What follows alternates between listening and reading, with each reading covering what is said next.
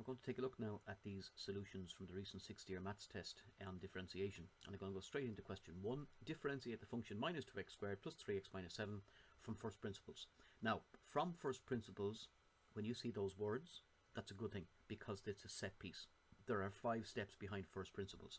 The first step is to name the function f of x. So f of x in this case is minus 2x squared plus 3x minus 7. Okay. Now the next 4 steps are moving towards the derivative. So the first step after you've written down f of x is to substitute the x with the x plus h. Okay. And that gives me minus 2 times x plus h to be squared plus 3 times x plus h minus 7, which I would then go and expand. So you expand the second step, and that's going to be a binomial squared. So if I was to square that binomial, I'm going to get x squared plus 2xh plus h squared, and then I have to multiply it by minus 2. So minus 2x squared minus 4xh minus 2h squared, and then the second bracket is 3x and 3h minus 7. Okay, the third step is that you take your expanded result and you remove the pieces that were present in the original expression. So I'm going to remove minus 2x squared, 3x and minus 7 from this expanded version here to leave me with minus 4xh minus 2h squared plus 3h. So you notice that when you remove the pieces of the original expression, you're going to be left with only the terms that contain h. Okay. Now your job is to get rid of those h's out of those terms. So the first thing we do is we take again the previous result and we divide it by h. And when you divide all 3 terms here by h, you get minus 4x minus 2h plus 3. And the final step is that if there are any h's left after the division, you limit their value to 0. X plus h minus f of x over h. So that means if there are any terms here that contain h, set the h to 0 and see what impact it has. Well, h times minus 2 is 0. Yeah, so that just leaves me with minus 4x plus 3, which is the derivative of minus 2x squared plus 3x minus 7 from first principles. So again, please remember the 5 steps, and those 5 steps must be written exactly as I have written them on the left-hand side of every step. Okay, given that y equals e to the x cos kx, find the first derivative, find the second derivative. Now, the difficulty a lot of you had with this one was that it was complex. It had a lot of parts and you were finding it difficult to concentrate on the parts that were moving and changing and multiplying and simplifying, etc. So I'm going to go through this quite slowly just to make sure you understand every step along the way. Let's do what it asks us to do first. Find the first derivative. So you have to ask yourself a question.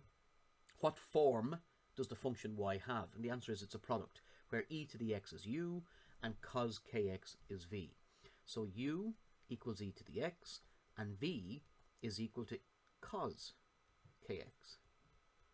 Okay, so therefore from your tables, page 25, which you have open every time you're doing differentiation, you'll notice the tables tells me directly that when you differentiate e to the x, you get e to the x. Okay, now when you differentiate v, you have cos, you've got 2 things here. You have a cos function that has to be differentiated, and you have a kx that needs to be differentiated. So if you go to your tables, the cos becomes minus sine kx, and then the kx, if you differentiate that with respect to x, just becomes k. So this ends up as minus k times sine kx. So you have your u, your v, your du, and your dv, and that means now that my dy dx, my first derivative, is going to follow the product rule. U dv plus v du. Okay, so u times dv is e to the x times minus k times sine of kx, all right, plus v times du. Now that's the other diagonal, that's this one here. And again, look, you're multiplying du by v. I'm going to put e to the x first, just because I can. Multiplication is commutative, so you can put your multiples any way you want, in any order, by cos kx. Okay. Now you'll notice straight away that e to the x is a common factor of both of those terms in the sum, so it becomes e to the x by minus k sine kx plus cos x, plus cos kx, I should say. Okay, and that is my first derivative. Now, the second derivative is a little more complex. It's not difficult, it's just a little bit more complex. Because when you're asked to differentiate again, you're going to d2y over dx squared. So you have to ask yourself, what form does my first derivative have? And the answer is it has the form of a product. So that means e to the x is going to be u, and then minus k sine kx plus cos kx is going to be v. So that means that du from the tables is e to the x, but dv, now let's take our time here, minus k times the sine of kx. So if you're differentiating minus k times the sine of kx, the minus k gets a free pass because it's a constant of multiplication, okay? And you just differentiate the sine kx. Now in your tables, sine becomes cos kx, and the kx becomes k. So that brings, if I bring the k that's there back to the beginning and multiply it by the minus k, I get minus k squared. Cos from your tables becomes minus sine kx, and again minus sine kx. Don't forget, differentiate the kx to a k, which I'm going to stick in there. So that's it. So there's your dv. Now, what's my d2y over dx squared? It's the product rule again, plus v du. Okay, so let's do this. I'm going to do this on a fresh line because it is quite long. So u times dv becomes e to the x times minus k squared cos kx minus k times sine kx. Just take your time with it. Plus v times du, which again is e to the x by minus k sine kx plus cos kx. Okay. Now what I'm going to do here is I'm going to take e to the x out again as a common factor because it's present in both parts of this particular sum. So it's e to the x by minus k squared cos kx minus k sine kx minus k sine kx again and plus cos kx. Okay, now you can tidy up the middle two terms there. Notice that they actually go together. So you end up with e to the x by minus k squared cos kx minus 2k sine kx and then plus cos kx. That's it. Okay, so that is your second derivative. Now, what do they want you to do with it? Well, let's go down here and have a look. They want me to find the values of k. So in other words, I'm going to end up with an equation that contains probably a k squared because it's values. Yeah, it's plural. So you're going to end up with some type of quadratic equation maybe in k, for which the second derivative minus 2 times the first derivative plus 2 times the original function goes to 0. Now, I'm going to have to write these down, so bear with me for a moment and see what d2y over d2y over dx squared is. I'm just going to transcribe these down here. E to the x times minus k squared cos kx. Be careful when you're transcribing. So minus k squared cos kx minus 2k sine kx.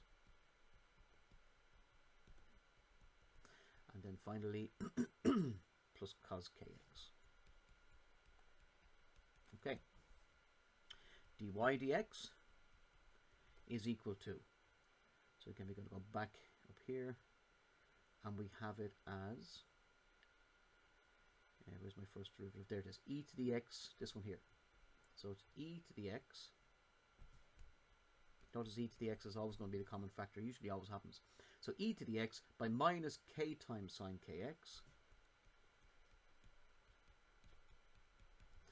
And then we have plus cos kx.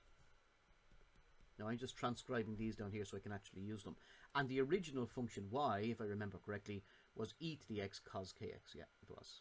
So e to the x cos kx. Now, here's what they want me to do. They want me to take the second derivative. So that's this one here. Let's write it down.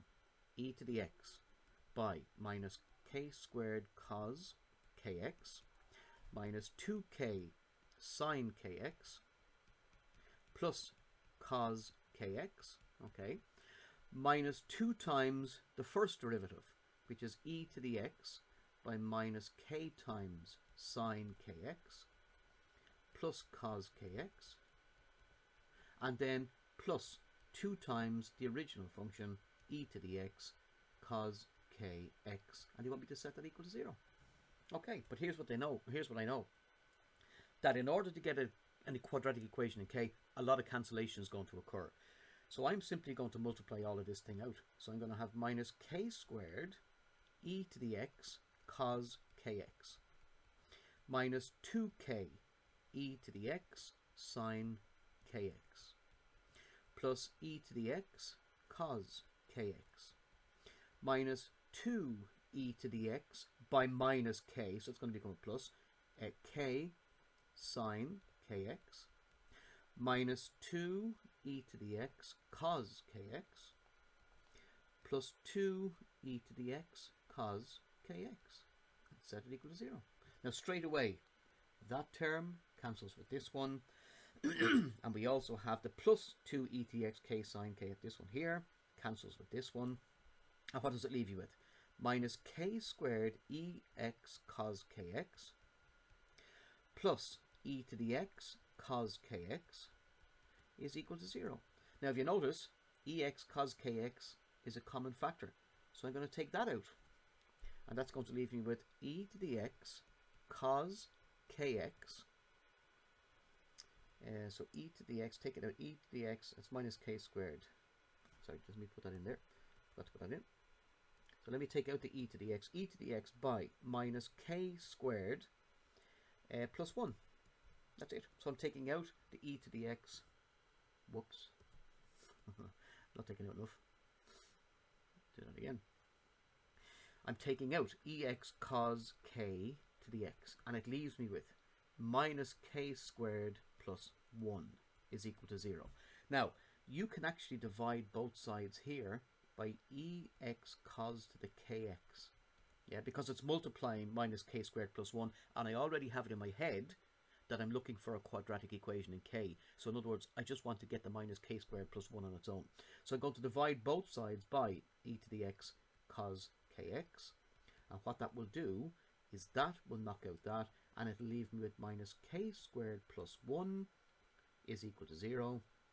1 equals k squared, so plus or minus 1 is equal to k. And it says values, so therefore my answer matches my question. Okay, question 2, part A. Water is flowing into and being removed from a tank. The volume of water is measured on a daily basis, so days, starting at day 0, t equals 0. Okay, the volume of water in litres can be modelled by the formula V of t equals 60 plus 41t minus 3t squared, whilst the volume is either greater than or equal to 0. That just simply means if there's water in it or not, if it's full or empty, or filling or empty. Where t is an element of real numbers, is the time in days starting at day 0. Use the function vt to answer the following 4 questions. Find the value of t when the tank empties. No mention of maximum, no mention of minimum, no mention of rate, no differentiation. Simple. Okay? All you've got to do is set vt equal to 0, because an empty tank means the volume is nothing. So that gives me a quadratic equation in t. Now I'm going to swap sides with these. I'm going to put 0 on the left and a 3t squared minus 41t minus 60 over here, just so that I can actually work out the factors from a positive quadratic. 3t is 3t by t. 60 will give me 15 times 4. Now, to check that, the outer terms, the 3 15s is 45, the 4 1s is 4, so the outside terms give me 45, the inside terms give me 4, 45 minus 4 is 41, so I have the numbers in the correct place. And I want minus 41, so plus 45 minus 4. 3t, there, plus 4 I should say, sorry, minus, I've done it in the wrong place, minus 45, so I want minus 45 plus 4, that's it. So 3t is equal to minus 4, t is equal to minus 4 over 3. Okay, well, time is minus, no, reject, gone. And just write down that you reject it, because you can't have negative time. So this one here must be the answer. T minus 15 means t equals 15, and that's it. So it takes 15 days. Find the rate. There we go. Trigger word. Now, the next word that follows that is what's going to be over dt. So find the rate at which the volume, see that? Rate at which the volume changes is dv dt. But you cannot get dv dt unless you have a v written in terms of t, which I do have because it's up there. And let me just put it up here. V of t is equal to 60 plus 41t minus 3t squared. So all I've got to do now is I have to differentiate this. 60 is gone, 41t just becomes 41 minus 6t. And I want that at t equals 5. So that means I'm just going to stick 5 in for t. 41 minus 6 times 5 is equal to 41 minus 30, which is equal to 11 litres per day. And again, don't worry about the units. The 11 is what will get you the full marks. Find the value of t when the volume of water is a maximum. Now, a maximum or a minimum means that you take the first derivative and set it equal to 0. So maximum means that you're taking dv over dt and you're setting it equal to 0. And I've just discovered what dv over dt is. It's 41 minus 6t equals 0. So therefore, very simple algebra, 41 is equal to 6t, so t is equal to 41 over 6. And it's t, so therefore it's days. Yeah. And again, don't get too caught up in your units. And find the maximum volume. Now, they're not going to ask you to differentiate, again, the same way you've just already differentiated. Find the maximum volume correct to the nearest litre. Well, if it takes 41 over 6 days to get a maximum volume, then all you've got to do is take that value of t and put it in the volume formula. That's all. Which will be 60, if I remember now, 60 plus 41t. Yeah, so 60 plus 41 times t, which is 41 over 6, minus 3t squared. 3 times 41 over 6 squared. And if my memory serves me correctly, that comes out to the nearest litre of about 200. Okay, question 3. The diagram below shows two functions, f of x and g of x. That's a curve and a line. No, I'm just writing it down for my own notes. And you should do the same. The function curve is given by the formula x cubed plus kx squared plus 15x plus 8. Okay. K is an element of integers and x is an element of real numbers. Given that f dash of 3 equals minus 12. Now let's just think about what that means. F dash of 3 is the result I get when I differentiate f and put 3 in for x. Okay, so in order to get f dash of 3, I need to first of all get f dash of x. And in order to get f dash of x, I need f of x.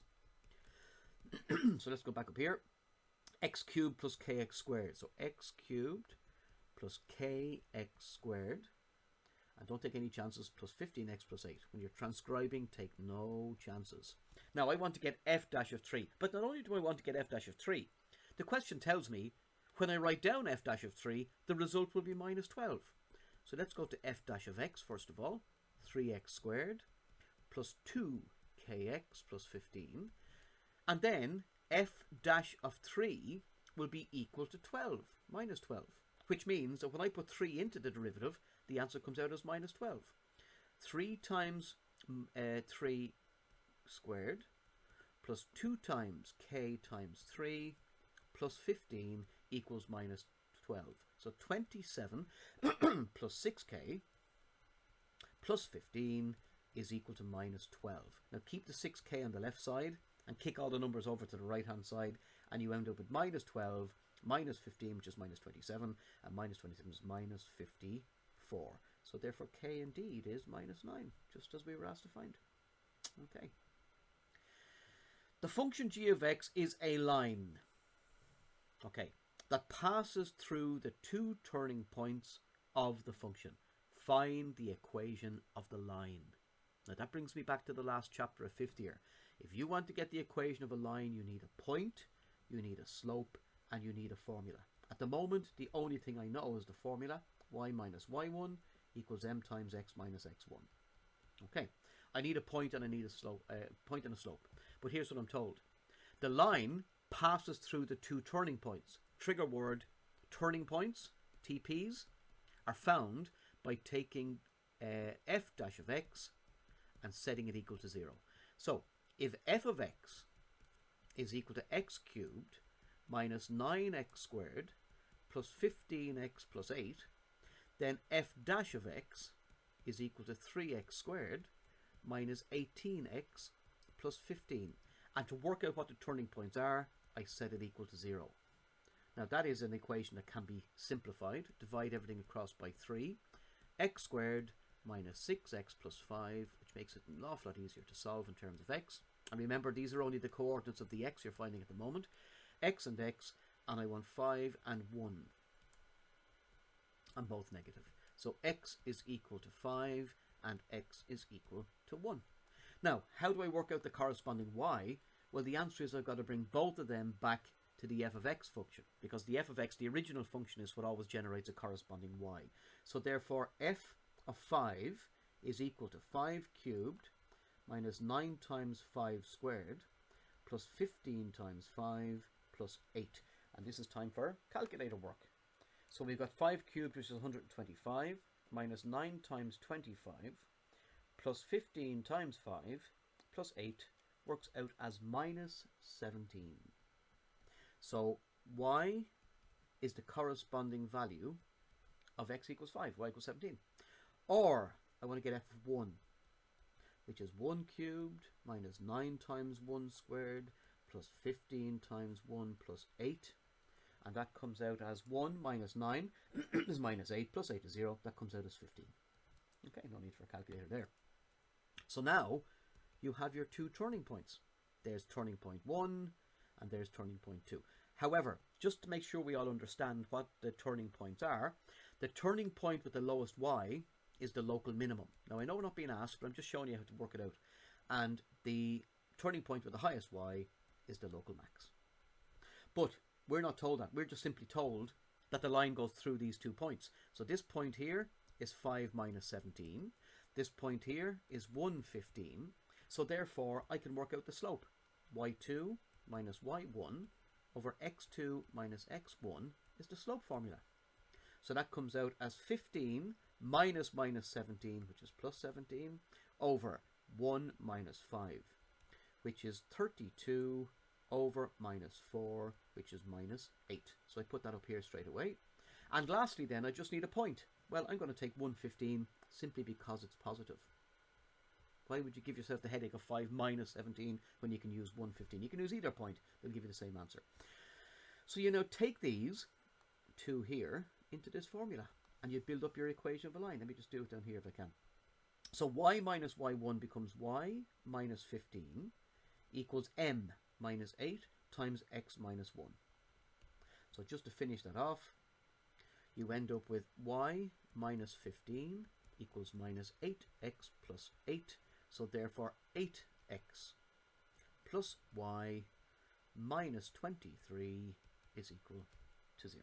And that's the equation of g of x. That's it.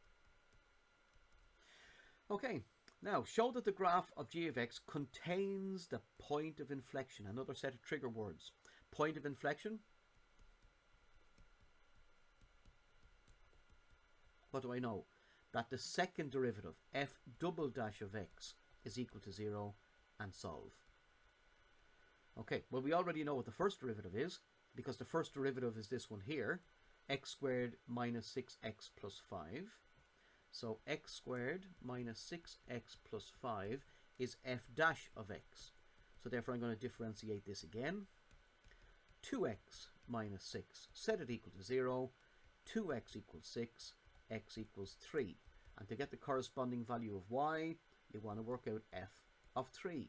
So again, you go back to the original function, which will come out as f of 3 equals, let me see what it is, 3 cubed minus 9 times 3 squared plus 15 times 3 And I think it's plus 8 at the end if I remember correctly. Yeah, plus 8, but I'm taking chances. And that is equal to, well, 3 cubed is 27. So 27 minus 81 plus 45 plus 8. And that comes out as minus 1. So the corresponding value of y is minus 1. So therefore the point of inflection is 3 minus 1. Now, they want me to show that the graph of g of x contains, yeah? So you're free to do this in one of two things. You could actually go back to the graph and see where 3 minus 1 is if they have them marked at all. 3 minus 1, well, they don't. Just nothing on the, yeah, there's nothing on the axes. So therefore the only way left to do that is just to take 3 minus 1 and put it into g. So g of x, we already know, has a function. G of x is equal to 8x plus y, the previous part of the question, minus 23. Now, here's what I want to do. I want to take the point of inflection and put it in here for x and y. And if the point of inflection fits, the whole thing should go to 0. So I'm going to take that and put it in here. 8 times 3 plus minus 1 minus 23 equals 0 is a correct statement, because 24 minus 1 minus 23 is true. Okay, so the point of inflection fits. Last one. Air is pumped into a spherical exercise ball. Why are they giving me the shape? Because there's a formula for a sphere. V equals 4 over 3 pi r cubed. Just write it down, because it talks about pumping, and it talks about volume, and it talks about sphere. Okay? At the rate of, now that's another trigger word. The rate is 250 centimeters cubed per second. When you hear the word rate, listen immediately for the next quantity that's given. The rate of volume per second. So what's that? That's dV over dt. And they tell me that that's actually 250. So that's where that comes from, just there. Okay, find the rate. Now again, when you hear the word rate, listen carefully for the next quantity. Find the rate at which the radius is increasing. So that's going to be dr over dt, because rate is always with respect to time. Okay, now I have to make that. I don't have it. It's asked me to find the rate. So therefore, if I want to build dr dt, I need two other building blocks, which themselves are also derivatives, in order to get dr dv. Well, I'm going to definitely use this one, but I'm also going to take the volume of a sphere, and because in the volume of a sphere the only variable is r, that will allow me to differentiate v with respect to r. And that's going to give me, bring the 3 down in front, and the 3's will cancel. So 4 pi r squared. Now, how do I get dr dt? Well, I've got this building block here, and I've also got this building block. So in other words, dr dt is going to come from them. I need something with dr on top, and I need something with dt in the bottom, and the two missing spaces must be the same. So notice, I have dv dt, but here I have dv dr, which I'm going to turn upside down. So dr dv is the reciprocal of this one. So you just turn it upside down, which is 1 over 4 pi r squared multiplied by dv dt. Well, that's 250, so that's not too bad. So what do I end up with? 250 over 4 pi r squared. But they also say here, when the radius of the ball is 20. Now, there's way too much rubbish over there. Let me just take some of that out. Don't like those scribbly bits. Give myself a bit of space. Okay, find the rate at which the radius is increasing when the radius of the ball is 20. So I want to work this out at r equals 20. But remember, give your answer in terms of pi. So in other words, leave pi alone. So this becomes 250 over 4 times pi times 20 squared, which is 250 over, now 20 squared is 400, so that's 1600 pi, which both of them are multiples of 10. 25 over 160, does that cancel down? It should do. Those are both multiples of 5, it does. It's 5 over 32 pi, and what is it? Radius, find the rate of the radius, so that's centimeters per second. And again, don't worry about the units. but that's it, 5 over 32 pi. Okay, find the rate, there we go again, something dt, at which the surface area, well, remember I told you, the immediate quantity named after rate is the one that goes on top of the dt. So this is dA over dt. That's what I have to find. When the radius of the ball is 20. So I have to find that at r equals 20. Now, there doesn't seem to be much information in there. However, surface area has a formula. If you look it up in the tables, get the sphere, look up the surface area, and you'll get the following. The surface area of a sphere is 4 pi r squared. So that means, again, I have a function in A with a variable r, which allows me to differentiate it dA dr. Bring the 2 down in front. 2 4s are 8 pi r. So now, I want to find dA dt using this building block and any of the previous building blocks from the previous part of the question. So let's see. dA, whoops, 6, new, dA over dt. Now again, I have to create this. So I want a dt on the bottom and I want a dA on the top. Okay? And the link must be dr, because the only one I have with dA on the top is this one. So I need a dr dt, and guess what? Didn't I just spend the last 10 minutes up there finding dr dt? It's 5 over 32 pi. So that would be dr dt. Good, okay. So therefore, 5 over 32 pi, that's dr dt, multiplied by dA dr, which is 8 pi r, is equal to the dA over dt. Now the pi's will cancel because it's dividing in one multiple and it's multiplying in the other, so therefore they'll divide, and that leaves you with 40r over 32. Now r is equal to 20, isn't it? Find when the radius, yeah, so I want this at r equals 20. So that will give me 40 times 20, which is 800 over 32. And 800 divided by 32, oh joy, 25. That's nice, 25. And it's the surface area, so it's a centimetre squared per second. And again, don't get too caught up in the units. It'd be nice if you know how to do them, but the numbers are the most important thing. And that is the test I gave you. So you'll notice some of the questions are quite complex, particularly the one that involved the product rule twice. Okay, the only advice I can give you is have your tables open on page 25, slow down, pay great attention to what you're dealing with, and if e to the x is involved at all, it will always be a common factor that can be taken out just to simplify the remaining trigonometrical or algebraic parts.